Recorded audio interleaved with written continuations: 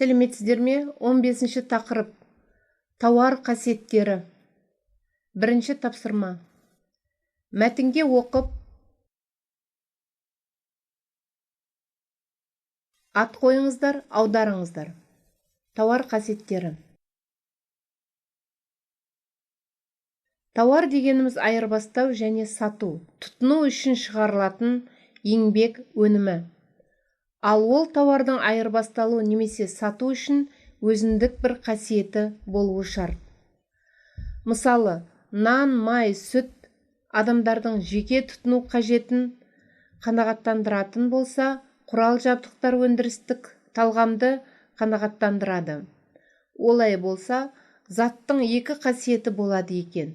Заттың қандай да болсын, адамның бір қажетін өтейтін қасиеті оны тұтыну құны етеді. Тауардың белгілі бір қажетті өтеу қасиетін пайдалы да, зиянды да болуы әбден мүмкін. Енді қандай да болмасын, еңбек өнімі тауар бола ала ма деген сұрақ туындайды.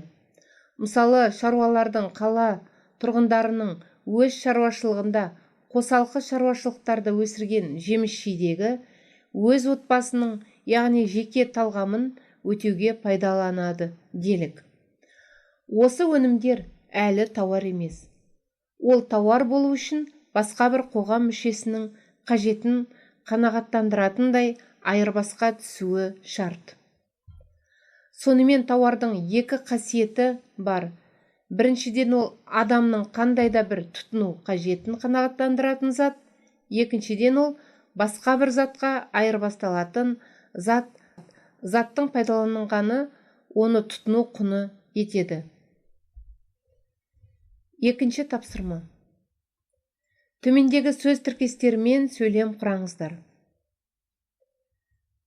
Материалдық өндіріс, қоғамдық тамақ, тұрғын үй, өнім, өндірілетін тауар, өнім сапасы, азық-түліктер, сапа көрсеткіші.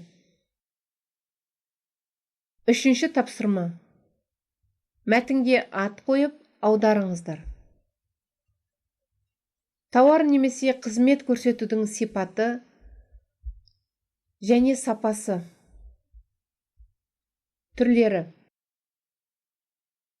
Тауарларды өткізу кезінде сапалық қасиеттері, оны жасау күрделілігі, жаңалығы, құны және басқа да параметрлері ескеріледі. Қызмет көрсетуді сатып өткізу кезінде оның материалдық еместігі, сапаның өзгергіштігі, ұзақ уақыт сақталмайтындығы, өндіру мен тұтынудың бөлінбейтіндігі қарастырылады. Тұтынушылар олардың саны, территориялық орналасуы, сатып алудың орташа мөлшері, сұраныс деңгейі, тұтынушылардың мінез құлқы, нарық сегменттері, төлем тәсілдері, қолма-қол төлеу, несие алу, қарызға алу деген сөз.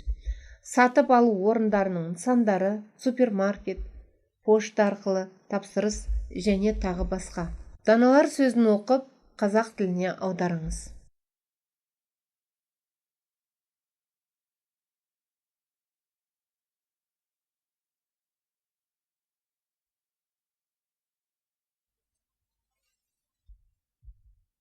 Бесінші тапсырма. Сөз жұмбақты шешіңіздер.